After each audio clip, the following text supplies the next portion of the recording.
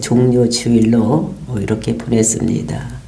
종료 주일서부터 일주일 동안 부활 전까지를 우리가 고난 주간이라고 합니다. 정말로 예수님께서 이 세상에 오셔서 고난 받은 그것을 우리가 묵상하고 또 예수님의 고난을 어떻게 이기셨는지를 우리가 알고 이렇게 하기 위해서 오늘서부터는 그 예수님의 행적을 따라가면서 일주일 동안에 그 말씀을 보려고 이렇게 하고 있습니다. 지금 세계 인류는 코로나19로 인해서 또 우크라이나와 또 그 러시아가 전쟁을 함으로 인해서 많은 힘들고 어려운 사람들이 있습니다. 정말 고난에 처해 있는 이런 사람들이 있었을 때에 정말로 이 전염병과 또 그 전쟁으로부터 모두 벗어나는 이런 일이 정말로 있기를 정말로 예수님의 이름으로 다시 한번 기도를 합니다. 우리가 어제 종료주일을 보내면서 예수님께서 나귀를 타고 겸손히 예루살렘에 입성하는 이런 모습을 우리가 보았었습니다. 그때 이제 군중들이 환호를 하고 종려나무를 가지고 환호를 하고 겉옷을 벗어서 제자들은 나귀의 등에 얹고 또 거기에 있던 무리들은 그 겉옷을 벗어서 밑에다가 깔고 길에다 깔고 또 나무를 베어서 거기다가 이렇게 깔아서 예수님이 들어가는 길을 이렇게 예비했던 것을 보았었습니다. 예수님을 아주 극치로 환영을 하고 승리자라고 그리고 이제 입성하신 그 예수님을 만왕의 왕이라고 이렇게 하면서 호산나 다윗의 자손이여 우리를 구원해달라고 이렇게 환호를 지르는 이런 모습.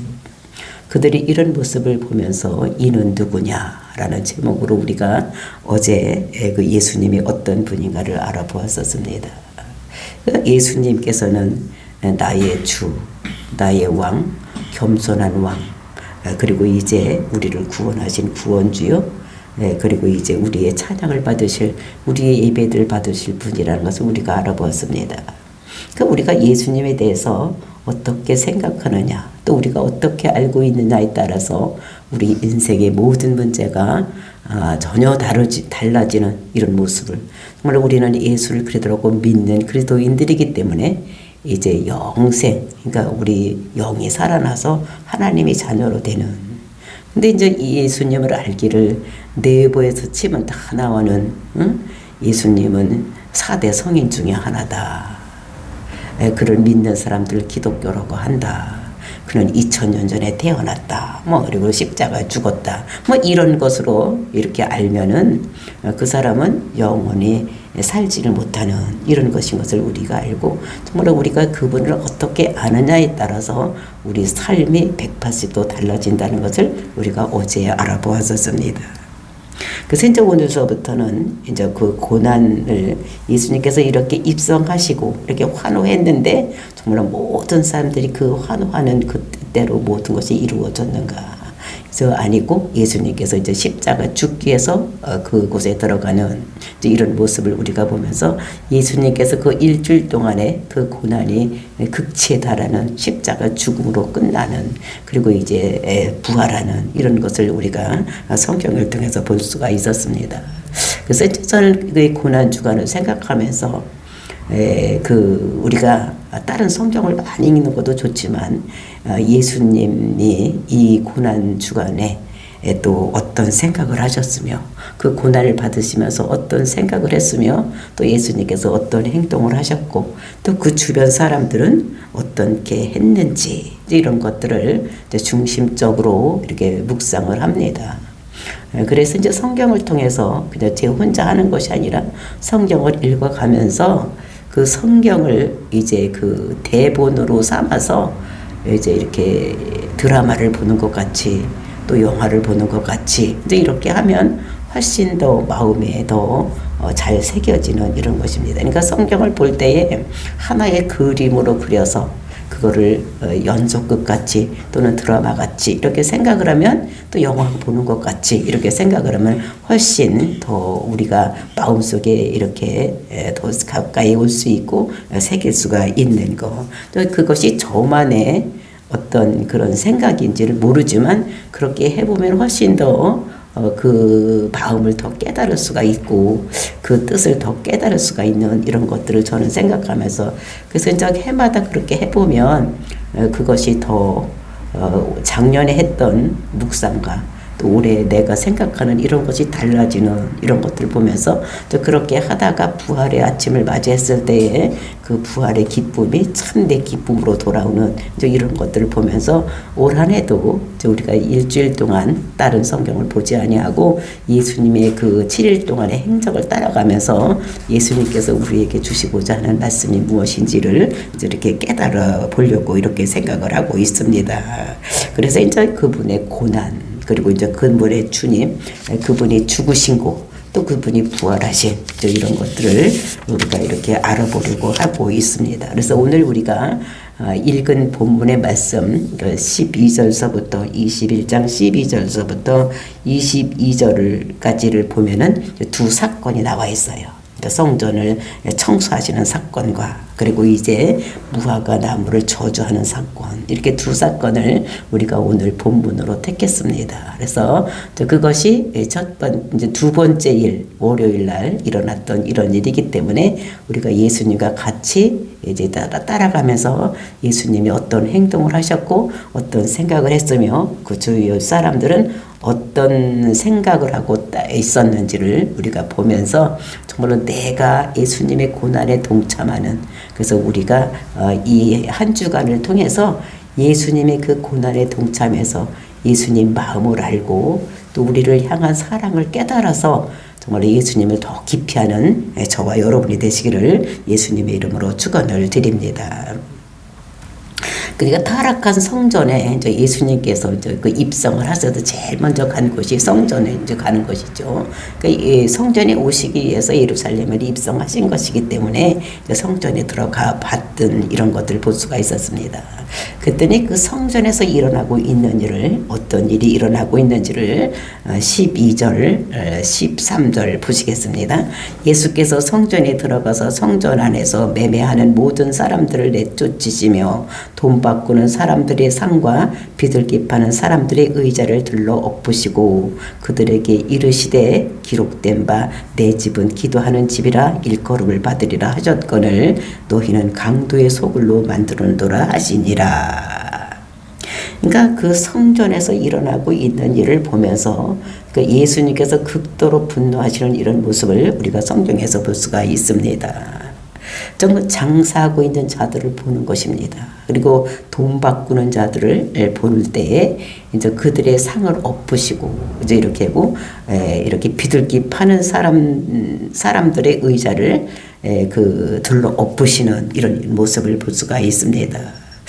정말로 이것을 보면서 그 성전에서 일어나고 있어야 될 일이 무엇인지 이제 이런 것들을 생각을 해야 되는데 거기서 본연의 업무는 이루어지지 아니하고 거기서 이제 돈을 바꾸는 일 또는 이제 매매하는 일 뭐 이런 것들이 이루어지고 있는 이런 모습을 볼 수가 있습니다. 이것은 유대 종교의 극히 타락한 모습 이런 것들을 나타내고 있는 것입니다. 정말로 이것은 우리가 생각했을 때 예수님은 사랑의 하나님이다 이렇게 생각을 할 수가 있는데 왜 하나님께서 이렇게 극도로 분노를 하셨을까 이런 생각을 해봅니다. 그러니까 예수님의 그 대표적인 성품이 사랑이요. 그 다음에 공의라는 것은 사랑도 있지만 공의가 있는 거예요. 그러니까 사사로운 감정에 얽매이지 아니하고 모든 것을 공의롭게 이렇게 하시는 분이라는 것을 우리가 알 수가 있는데 그래서 돈 바꾸는 일과 비둘기 파는 일 정말 이것은 하나님을 경외하기 위해서 모든 사람들의 편의를 돌봐주기 위해서 또 그때는 그러니까 로마 화폐가 그들이 그러니까 통용할 수 있는 화폐였지만 성전에서는 그것을 가지고 드리는 것이 아니라 그러니까 그 하나님이 그러니까 이스라엘 돈을 가지고 이렇게 해야 되기 때문에 환전을 해야 되는 것입니다. 그러니까 하나님께 예배를 드리기 위해서는 이제 바꿔야 되는 거예요.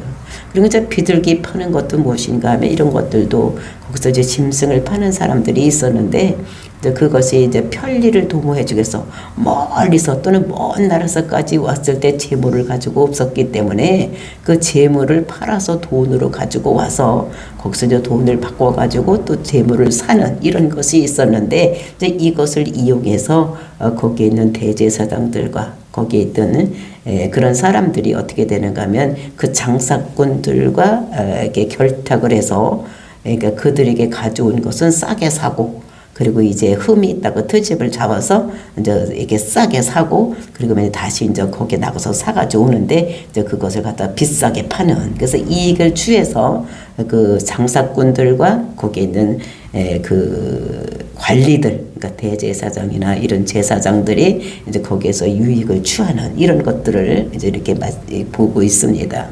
그러니까 원래는 이제 그런 것들이 편리를 도모해 주서 하기는 하지만 그것이 이제 이권의 문제가 개입이 되어서 이렇게 하는 모습을 그래서 하나님께서 어떻게 예수님에서 이렇게 의로운 분을 내시는 이런 모습을 여기서 볼 수가 있습니다. 그래서 이제 이것도 우리가 생각해야 될 것은 정말로 이 교회 안에서도 타락한 종교의 모습이 보이지 않을까 이렇게 했을 때 하나님께서 이렇게 분을 내시고 또 이 정전은 뭐냐면 기도하는 집이다 이렇게 말씀을 하고 있는 것을 볼 수가 있습니다. 그러니까 우리가 너무나 잘 아는 말씀이에요. 성전은 기도하는 집이지 그 강도의 소굴로 만드는 그러니까 이권이 개입이 돼서 돈을 벌고 이렇게 하는 것이 아닌 것을 그러니까 본연의 성전의 개념을 이렇게 말씀하고 있는 것을 볼 수가 있습니다.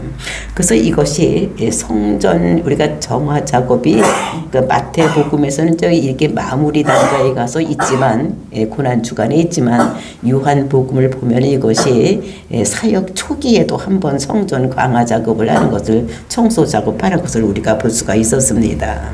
그때에도 예루살렘을 여전히 장사꾼들로 둘러싸고 있어서 한번 그렇게 예수님께서 오셔서 청소를 했는데도 불구하고 여전히 그렇게 된 모습 이렇게 된 것을 보시고 예수님께서 이렇게 화를 내시는 이런 것들을 그러니까 유대 종교가 얼마나 세속화되어 있는지 그러니까 이권이 얼마나 그 성전에서 개입이 되어 있는지 그러니까 그 겉으로는 하나님께 드리는 물건을 깨끗한 것으로 팔고 또는 그렇게 편리를 도모하기 위해서 돈을 받고 주는 이런 것이라고 하지만 그 속에는 계산이 있었다는 거 이런 것들을 이렇게 말씀하시면서 그러니까 교회 그 명목상으로는 편리를 도모해 주는 것이지만 교회 안에는 상업주의와 물질주의가 만연하고 있었던 이런 것들을 볼 수가 있는 것입니다.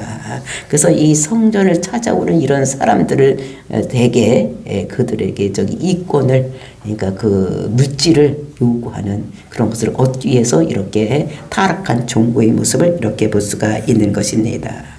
정말로 특히 성도들은 자신의 예수님의 그 핏값으로 이렇게 산 바 되었는데도 불구하고 하나님의 것이라는 것을 늘 우리가 기억을 해야지 되는데 그것을 기억하지 못하고 그러니까 늘 이권이나 또 이런 것에 개입하고 있는 이런 것들을 볼 수가 있고 그리고 이제 예수님께서는 그때 한 일이 무엇이냐 이렇게 그 잘못된 것을 분노하고 이렇게 하셨지만 그 14절에 보면 맹인과 전인자들이 성전에서 예수께 나오매 고쳐주시니라.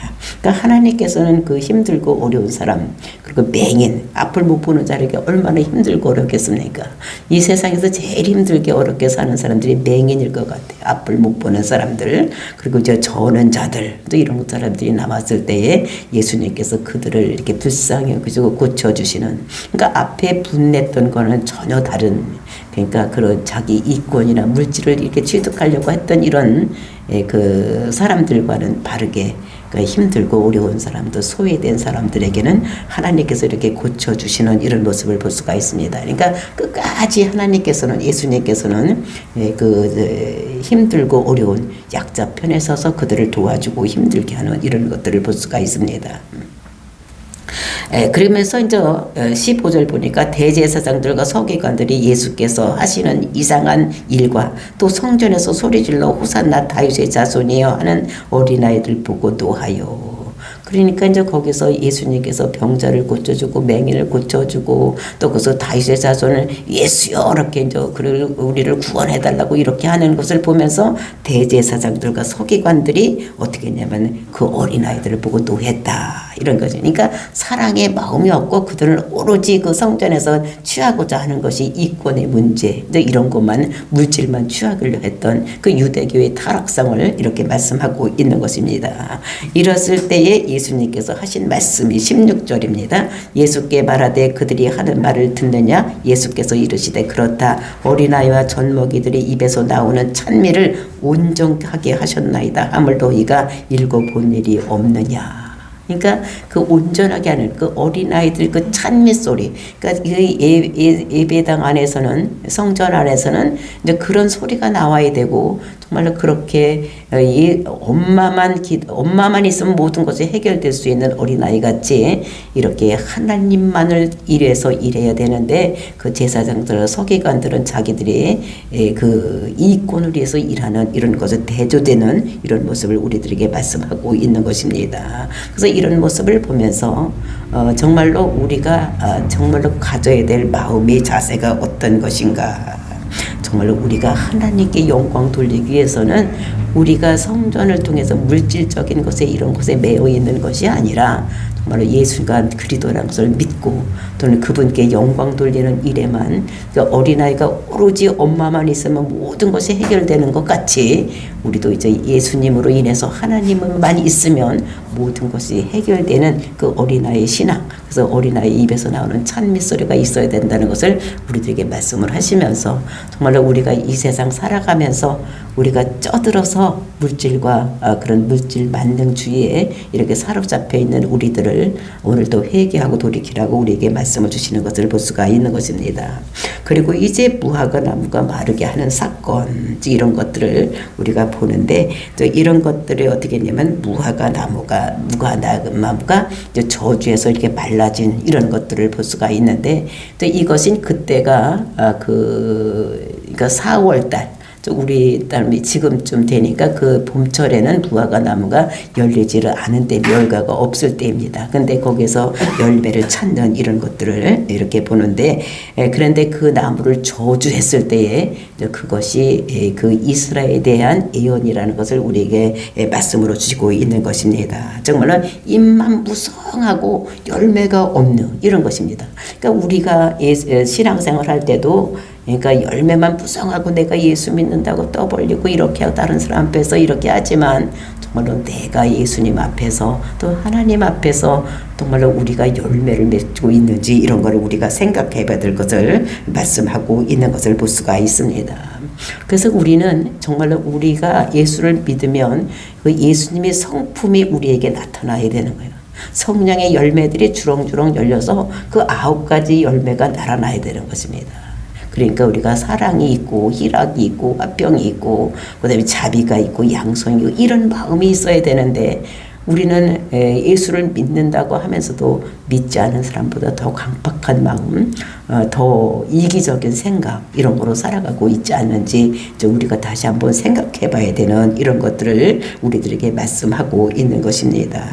정말로 이렇게 봤을 때 정말로 우리가 믿음이 있어야 되는 것이지 믿지 않고 거칠에만 번지르르하게 이렇게 있으면 안 될 것을 그래서 이제 제자들이 이제 이렇게 그에게 이제 물어보는 것을 볼 수가 있습니다. 20절 말씀 보니까 제자들을 보고 이상히 여겨 이르되 무화과 나무가 어찌하여 곧 말랐나이까. 제자들이 무화과 나무가 예수님께서 저주했을 때 말라진 것을 보면서 이게 왜 이렇게 됐습니까? 이렇게 물었을 때에 정말로 이렇게 그 대답하시는 것이 내가 진실로 너희에게 이르노니 만일 너희가 믿음이 있고 의심하지 아니하면 이 무화과 나무에게 된 이런 일만 할 뿐 아니라 이 산더러 들려 바다에 던져지라 하여도 될 것이요 너희가 기도할 때 무엇이든지 믿고 구하는 것은 다 받으리라 하시니라.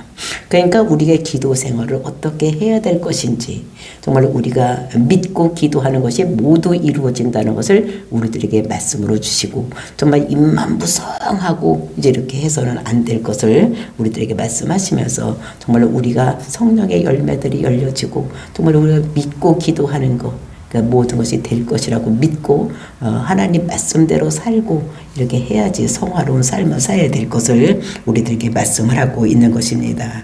이 두 사건은 이스라엘에 대한 예언의 말씀입니다.